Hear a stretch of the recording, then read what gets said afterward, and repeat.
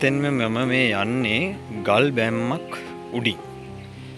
ඉතින් මේ ගල් බැම්මේ තියෙන විශාල ගල් දැක්කොත් පුදුම හිතේවි.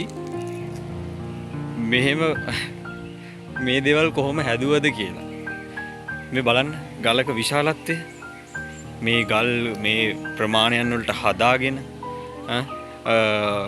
මේ විදිහට තැම්පත් කරගෙන කොච්චර වෙහෙසක් අතීත මිනිසුන් දරන්නේ නැද්දනේ. ඉතින් අතීත මිනිසුන්ට හයි ශක්තිය තියෙන්නේ නැති අද වර්තමානයට වඩා ආත්පසින්ම වෙනස් ආකාරයකට කියලා හිතෙනවා මේව දකිද්දී. අද වර්තමානයේ අපිට හිතා ගන්නවත් බැරි සමහර නිර්මාණ අතීතයේ මුතුන් මිත්තන් රජදරුවන් කරලා තියෙන අපූර්ව අපිට දැක ගන්න ලැබෙනවා. ඉතින් මේ වගේ වීඩියෝ නරඹන්න කැමති අය අප සබ්ස්ක්‍රයිබ් කරලා අපිත් එක්ක දිගටම රැඳිලා ඉන්න.